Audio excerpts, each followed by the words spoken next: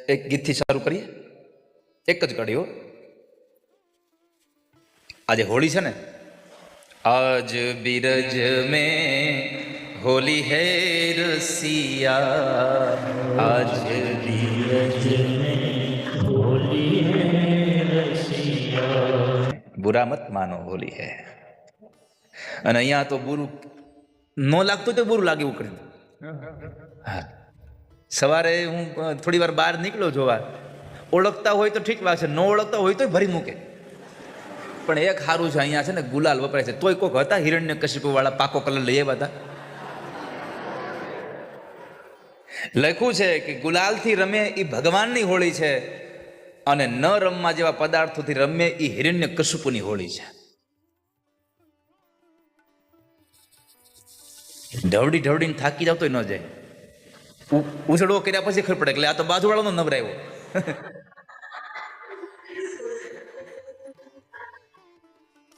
પછી પાછું એના તો ગોતવા જવું પડે. આ ક્યાં ગયો હજી?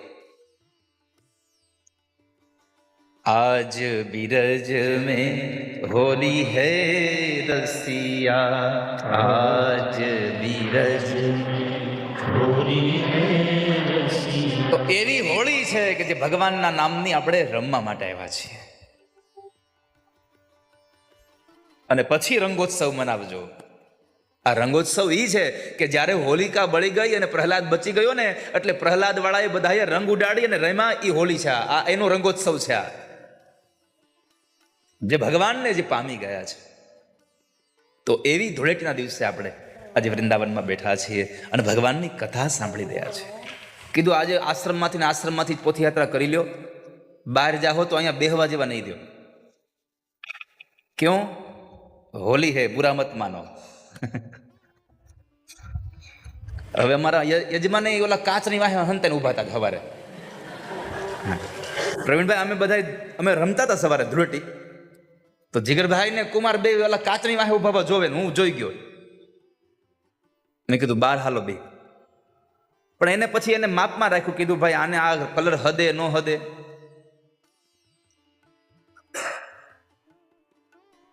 બાકી અમારા આ લાલ્યો ની બધા તો ગાંડા થાય હાવ. હા, ભાર્ગવ નહીં બધા. પણ તો આજ વખતે સારું છે લાલા, તમારા રંગ ઉઘડી ગયા હાડા. હા, તમે હતા એ નહીં દેખાવા લાગ્યા. પણ આ વખતે ગયા વખત કરતા થોડોક રંગ ઓછો રાખ્યો છે ને એટલે. ગયા વખતે એકાદશીની અમે યાત્રા કરી ચાલીને. હો, આ વખતે થાય કે નહીં ખબર નહીં. અહીંયા નિયમ શું હોય, ચાલવાનું હોય નહીં હોય મને ખબર નથી. પણ ગયા વખતે અમે ચાલીને યાત્રા કરી, 1500-1700 કિલો ગુલાલ ઉડાડ્યો. એટલે આમ જો તો 1000 કિલો એટલે 1 ટન થાય ને. હે લ્યો, 1.5 ટન ઉડાડ્યો. 1.5 ટન.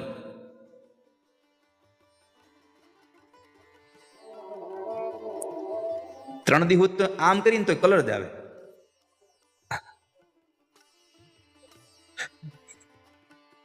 આપણે વ્રજનો મહિમા જાણ્યો ગઈકાલે કે આ વ્રજ એ બીજું કંઈ જ નથી, કેવળ ને કેવળ બ્રહ્મના તળિયાની રજમાંથી બનેલું આ વ્રજ છે. ભગવાનના ચરણારવિંદમાંથી જે રજ છે એ રજની જ આ બધી ભૂમિ એ વ્રજ છે આપણું. જે કૃષ્ણ ગાયોની પાછળ ખુલ્લે પગે દોડ્યા છે.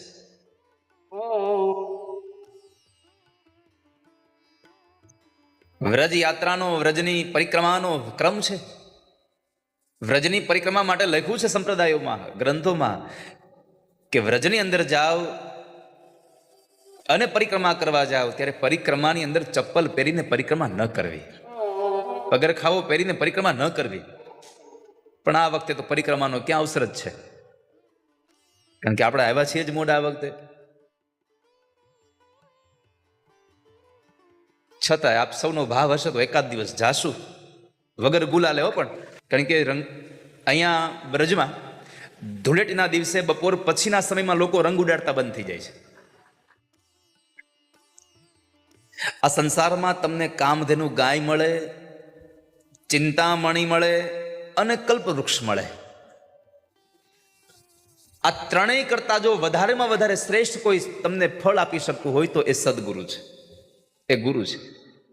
કોઈ તમને ફળ આપી શકતું હોય તો એ સદગુરુ છે. એ ગુરુ છે. માણસ માત્રની ઈચ્છાઓને સંપન્ન કરી શકે. કામધેનુ ગાય, કલ્પવૃક્ષ નીચે જઈને માણસ બેસી જાય કે હે કલ્પવૃક્ષ, મને તો સંપત્તિ જોઈએ છે. કલ્પવૃક્ષ કહે છે તથાસ્તુ, જ્યાં હું તને સંપત્તિ આપું છું.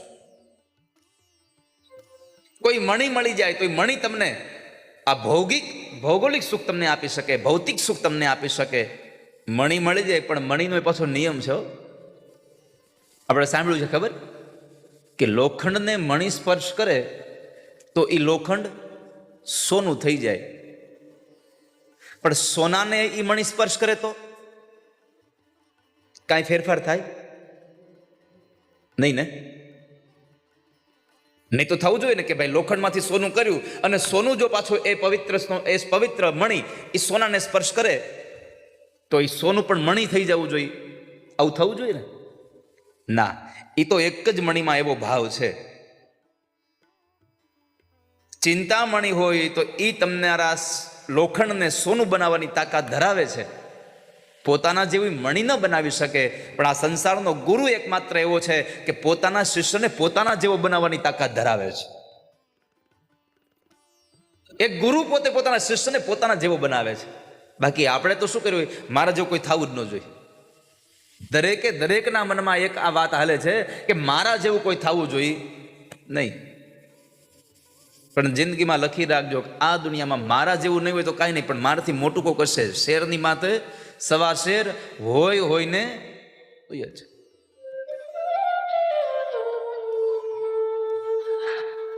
તો ગુરુ એક એવા છે કે જે આ સંસારમાં કોઈ ન આપી શકે એવી વસ્તુ ગુરુ આપી દે છે. એટલે ભાગવતજીનો શ્લોક લખે, પ્રયચ્છતિ ગુરુ પ્રીતો વૈકુંઠમ યોગી દુર્લભમ. આ સંસારમાં યોગીઓને જે દુર્લભ છે એવું વૈકુંઠ જો કોઈ પ્રાપ્ત કરાવવાની તાકાત ધરાવતું હોય તો એકમાત્ર આપણા સદગુરુ છે કે જે ભગવાનના ધામ સુધી મોકલી દે, ભગવાન સાથે વાતો કરાવી દે. તમને બધાને મારી એટલી પ્રાર્થના છે કે ભગવાનનું નામ લેતા લેતા કથામાં જાવું. આજે બજારમાં જાવ ને તો બીજું કાંઈ કરો કે ન કરો, એક ગૌમુખીને એક માળા પકડી આવજો. કથામાં બેઠા બેઠા સતત ભગવાનનું નામ લેવું, સતત ભગવાનનું નામ લેવું. બે ફાયદા થશે. તમે અહીંયા ને અહીંયા રહેશો, કથા તમને સંભળાવવા મળશે. કેમ કે આ સતત ભગવાનના નામની માળા હાથમાં ફરતી હશે ને તો મનને બહાર નહીં જવા દે. ક્યાંય કાં તો કથામાં રહેવા દે ને કાં માળામાં જાય, બેમાંથી એક જ જગ્યાએ રહેશે, એને બહાર નહીં જવા દે. ને કે ઘણાના મન એવા છે ગમે એટલી લોખંડની પેટી પૂરી જાય તોય વયું જ જાય, રહી જ નહીં.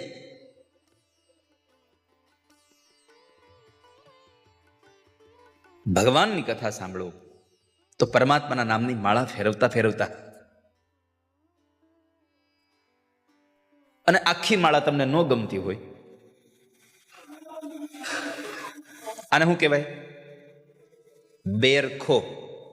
નામ કેવું છે? બે રખો. સત્સંગે રાખો, સંસારે રાખો.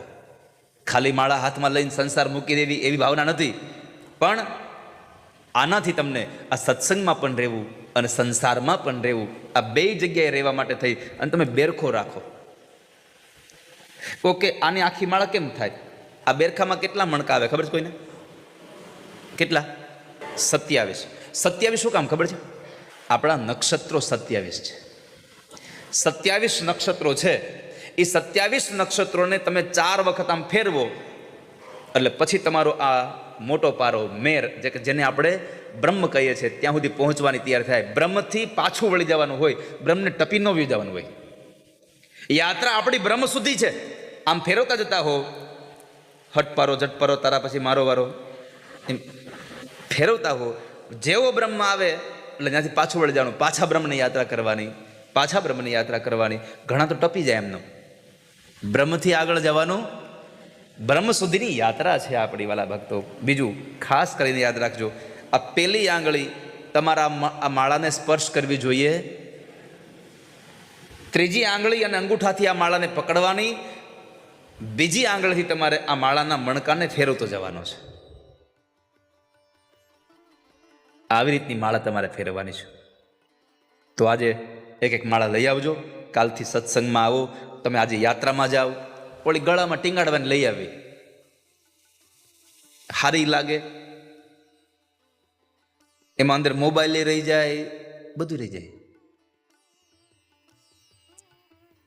ભગવાનનું નામ લીધા કરજો. અને સંઘ આખો જતો હતો, ભગવાનનું નામ લેતો હતો. જય રાધા માધવ, જય કુંજ બિહારી. અને આ દુનિયામાં લોકો દુઃખી થવાનું કારણ એ છે કે જે છે એનું સુખ ભોગવી શકતા નથી, જે નથી ને એના દુઃખમાં જ રેડા કરીએ છીએ આપણે. જે પરમાત્માએ આપ્યું છે એનું સુખ નથી મળતું આપણને. આપણી તિજોરીમાં 5 લાખ રૂપિયા પડ્યા હોય તો એ 5 લાખ રૂપિયાનું સુખ આપણને નથી મળતું. કેમ? આપણે એ 5 લાખના 50 લાખ કરવા હાટું દોડ્યા કરીએ છીએ, એટલા માટે. આ બધી કરામત ખાલી 1 રૂપિયાની છે. કેટલાની? એક હજામ હતો, રાજાની હજામત કરવા જાય, 1 રૂપિયો મળે. કેટલા? 1 રૂપિયો મળે. પણ એ રૂપિયો લઈને આવે એટલે ઘરમાં મિત્રોને બોલાવે, આડોશી પાડોશીને બોલાવે અને રોજ સંગીત વગાડે, રોજ સારું ખાણે પીને ખાઈને બધા આનંદ કરે. રાજા વિચાર કરે કે આ રોજ આના ઘરમાં આનંદ હોય છે, આપણા ઘરમાં કાંઈ હોતું નથી, કેમ? પ્રધાનને પૂછ્યું, મંત્રીને પૂછ્યું, આ બધું કેમ? તો કહે છે કે 1 રૂપિયો મળે એમાં આનંદ કરી નાખે છે. બંધ કરાવી દઉં? કેમ થાય? તરત થઈ જાય. કરો પ્રયત્ન.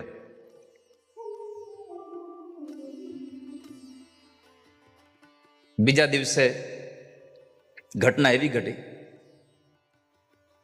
કે હજામ સવારમાં જાગે છે અને પોતાના ઘરની બહાર નીકળે તો ઘરના ખૂણે એક પોટલી પડી હતી. પોટલીને જોયું તો એમાં સિક્કા હતા. ઘરમાં લઈને આવ્યો, સિક્કા ગણ્યા, 99 સિક્કા થયા. કેટલા? 99 સિક્કા થયા. એમાં હજામે વિચાર્યું મારે જવાનું છે હજામત કરવા. હજામત કરવા જાય છે, આવે છે, 1 રૂપિયો મહારાજે આપ્યો, લઈને આવે છે. પત્ની કીધું કે આપણે બધાને બોલાવો, આપણે સંગીત નથી કરવું. ના. કેમ? આ 99 સિક્કા છે, જો આ 1 બચાવીને આમાં નાખી દઉં ને તો 100 પૂરા થઈ જાય. આ 99 છે, 1 નાખી દઉં તો 100 પૂરા થઈ જાય.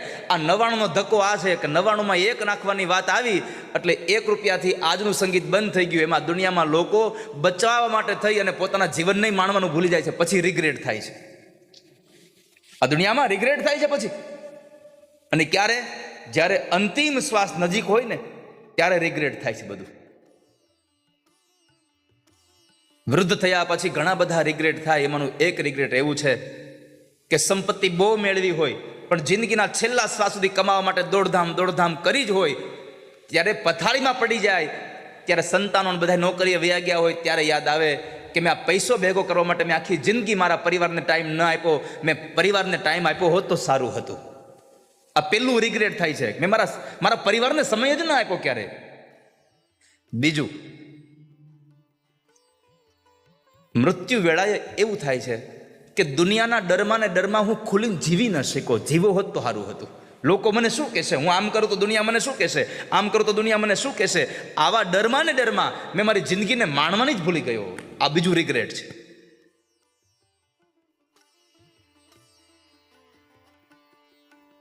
મેં પૈસો ભેગો કરવામાં એ પૈસાને વાપર્યો જ નહીં મેં ક્યારે. ત્રીજું, મેં મારી જાતને સમજવાનો પ્રયત્ન જ ન કર્યો કોઈ દિવસ.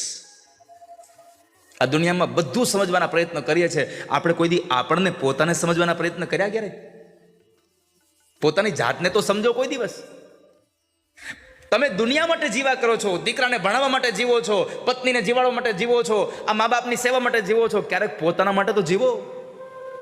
તમારા માટે તો જીવો કે હું મારા માટે જીવું છું. મી ટાઈમ 24 કલાકમાંથી તમે તમારી જાતને કેટલો સમય આપ્યો એ તો કયો. સવારથી ઉઠીને નોકરીએ વયું જવાનું, સાંજે આવીને છોકરાઓને રમાડવાના, પત્નીને ખોટું ન લાગે એટલે એને લઈને જવાના. તો તમારા માટે ક્યારે? 24 કલાકમાંથી કમસે કમ અડધો કલાક તો એવો રાખો કે જે પોતાના માટે ટાઈમ હોય, મી ટાઈમ હોય, કે જેમાં બસ હું અને હું જ હોઉં, બીજું કોઈ ન હોય મારી સાથે.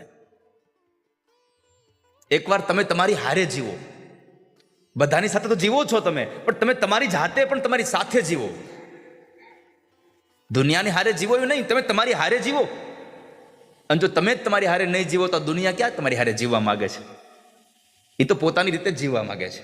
તમે તમારી હારે જીવો એકવાર. મરતી વેળાએ રિગ્રેટ થાય એના કરતાં બેસ્ટ અત્યારે આ બધું જ આપણે સ્વીકારી લઈએ. દુનિયાને જે કહેવું તે કરે. આ દુનિયામાં લોકોનું કામ જ છે કહેવાનું. તમારા પૈસા ભેગા કરેલા વાપરશો ને તો દુનિયા શું કહે? હવે ભેગું થયું છે, જેમ ફાવે એમ વાપરે છે. નહીં વાપરો તો કેવો લોભ્યો છે, વાપરતોય નથી. હવે આને ક્યાં પૂગો તમે કયો લ્યો. એટલે દુનિયાને જે કહેવું હોય, જે કરવું હોય તે કર્યા કરે. બસ આપણે આપણી મજસ્થિતિ કામ કરો. તમારી જાતને તો જીવવા દો. શું કામ એને મારો છો એને અંદર ને અંદર? લાયકાત વગરના કોઈ લાયકાત વાળો માણસ પરખે ને આપણામાં લાયકાત બરાબર ન હોય તો આપણે શું કહીએ કે ભાઈ આ તો ખોટો છે, આપણને છેતરી રહ્યો છે. આપણે ઘણી વખત સાંભળી છે કથા કે એક સોની પરિવાર હતો અને એમાં પરિવારમાં બરાબર પતિ પત્ની અને એનો દીકરો યુવાન હતો. એ યુવાન દીકરાએ એના બાપુજીએ બરાબર એક સારો એક મોટો હીરો લઈ આવીને ઘરમાં મૂકેલો અને એમાં એના બાપુજીનું મૃત્યુ થયું. એટલે આ છોકરો બરાબર આ એમના કાકાની પાસે, એના દાદાની પાસે આ હીરો લઈને ગયો ને આની કિંમત મને કરી દો. એટલે કીધું કે બેટા અત્યારે આની કિંમત ન કરાય, એક કામ કર, સમય રહે સારું થશે. એક કામ કર, આને એક પોટલીમાં પેક કર, ડબ્બીમાં મૂક અને યાદ રાખજે સમય સુધી રાહ જોવાની છે. તેજુરી મૂકી દે, તાળું મારી દે.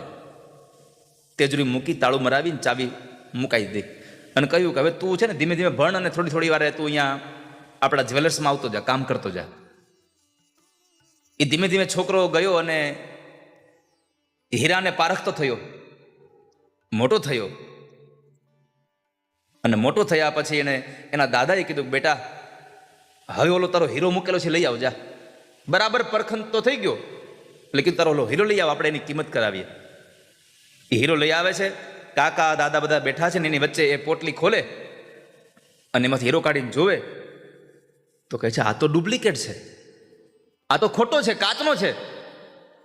અને ત્યારે એના દાદાએ કહ્યું હા બેટા અમને તો ખબર હતી આ કાચનો છે, પણ ત્યારે એ વખતે તારી ઉંમર નાની હતી, તારા પિતાજીનું સ્વર્ગવાસ થયો હતો અને અમે એમ કહીએ ને કે આ ખોટો છે તો તારા મનમાં એમ થાય કે આ તો મારા પૈસા પડાવી લેવા માંગતા લાગે છે, એટલા માટે તને કીધું કે આને મૂકી દે, તું ઓળખતો થઈ જા પછી તું એની કિંમત કરજે. એમ જ્યાં સુધી માણસ પોતે ઓળખી ન શકે ને ત્યાં સુધી કોઈ કિંમત ન કરી શકે એની. આ ભાગવતને ઓળખે કોણ? કે જેને પરખતા આવડે છે. હીરાની કિંમત ઝવેરી જાણે, શાક માર્કેટમાં લઈને જાવ ખબર ન પડે નહીં. આ હીરાની કિંમત ઝવેરી जानता હોય છે. वृंदावन की महिमा में एक बात और लिखी है, कल जो मैंने बताई आप सभी को. अगली साल जब हम आए थे उस वक्त पे मैंने बताया था कि वृंदावन में आने का अधिकार उन्हीं को मिलता है जो वृंदावन की ब्रजभूमि में पांव देते वक्त ही इस वृंदावन की धरती की रज अपने मस्तक पे जो चढ़ाए, इस वृंदावन की धूलि को अपने सिर पर चढ़ाए, उसी को ही वृंदावन में प्रवेश मिलता है. एक कथा तो एवी है कि पेला खबर है આપણે પેલી ટ્રેન ચાલતી, કોલસો નાખે ને ચાલે, કોલસો નાખે ને ચાલે. તો એ ટ્રેન જ્યારે ચાલતી ને ત્યારે હવે આપણે અત્યારે ટ્રેનમાં આપણે જોઈએ છીએ કે ટ્રેનના બે પટ્ટીઓની વચ્ચે બહુ બધા પથ્થરો ભર્યા હોય. પહેલાના સમયમાં ત્યાં ધૂળ ભરી રહેતી હતી, બે પાટાઓની વચ્ચે ધૂળ રહેતી હતી. અને વૃંદાવનમાં એ સમયે વૃંદાવનની એ ટ્રેનની લાઈનમાં એ ધૂળ કાઢી અને પથ્થર નાખવાની વાત કરી ત્યારે વૃંદાવનના લોકોએ ના પાડી હતી કે વૃંદાવનનો જેટલો પણ વિસ્તાર છે એ વિસ્તારમાં અમે પથ્થર નહીં નાખવા દઈએ. કેમ? તો કહ્યું કે અમારા યાત્રિકો ટ્રેનમાંથી ઉતરે એ સમયે ટ્રેનના આવવાથી એના પવનથી જે ધૂળ ઉડી હોય એના માથે લાગે પછી પણ ટ્રેનમાંથી નીચે પગ મૂકવા જોઈએ લોકો. વૃંદાવનની ધૂળનો મહિમા જ.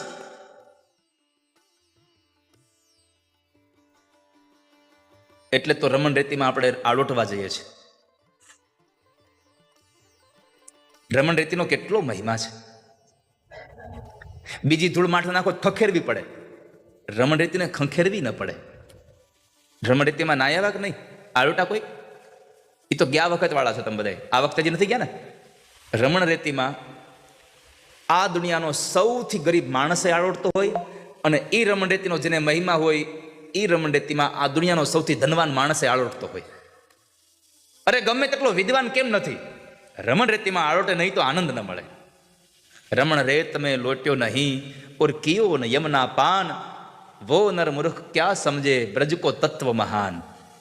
જેણે યમુનાનું પાન ન કર્યું હોય અને રમણ રેતીમાં આળોટો ન હોય એને શું ખબર પડે કે આ રમણ રેતી આ વ્રજનો મહિમા શું છે.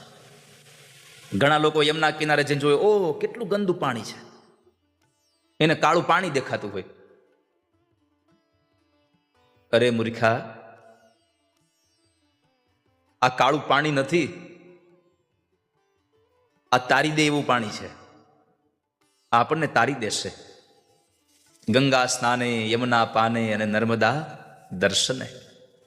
ગંગામાં સ્નાન કરો અને પવિત્ર બની જવાય, યમુનાનું પાન કરો અને પવિત્ર બની જવાય, અને નર્મદાના દર્શન કરો અને પાવન બની જવાય, અને સૂર્યપુત્રી તાપીનું ખાલી સ્મરણ કરો તો પવિત્ર બની જવાય છે.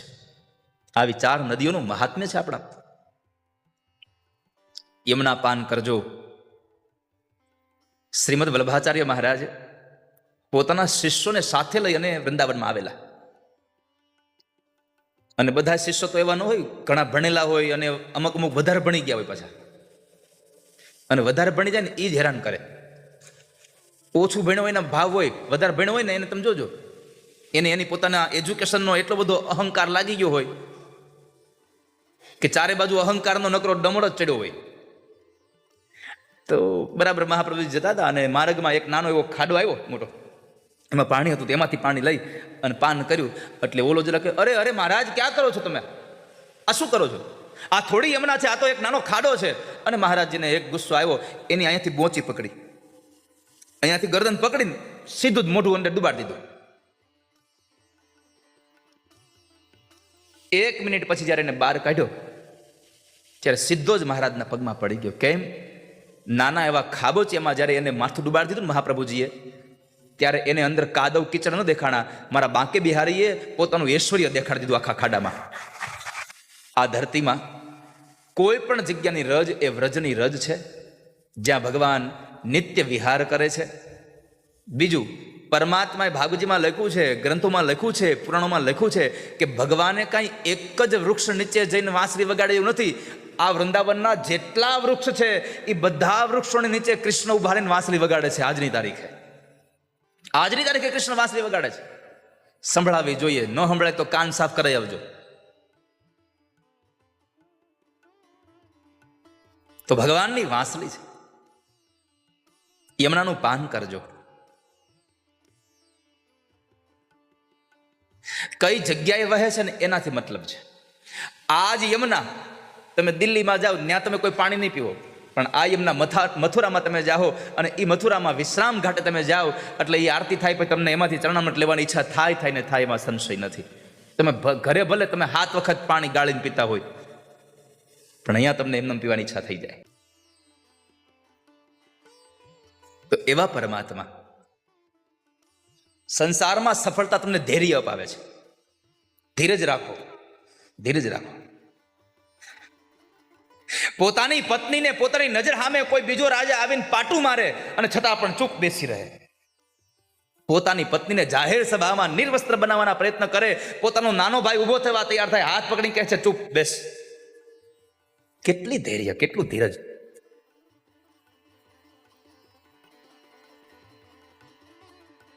ધીરજ રાખજો.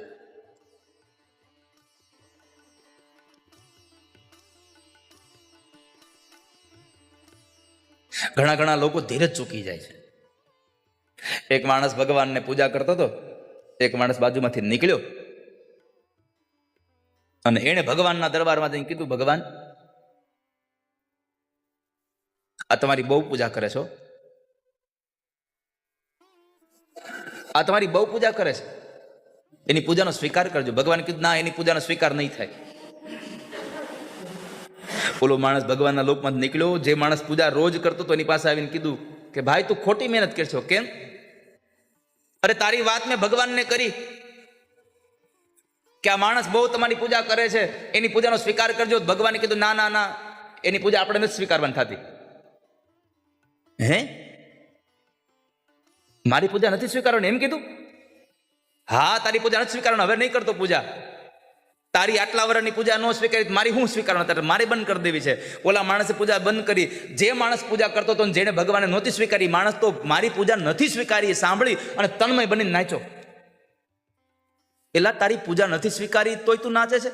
હા, કેમ? અરે નો સ્વીકારી તો કાંઈ નહીં, પણ એનો ખબર તો છે કે હું પૂજા કરું છું. અને જ્યારે નાચવા લાગ્યો ત્યારે સ્વયં ભગવાન પ્રગટ થયા. તારી પૂજાનો સ્વીકાર કરું છું પ્રભુ આટલી વારમાં. અરે હા, તારી ધીરજને જોઈને. આ સંસારમાં માણસ ધીરજ ચૂકી જાય છે. ધૈર્ય રાખો. દુઃખમાંથી પસાર થવા માટે સૌથી મોટી ઔષધિ કોઈ હોય તો એ ધીરજ છે.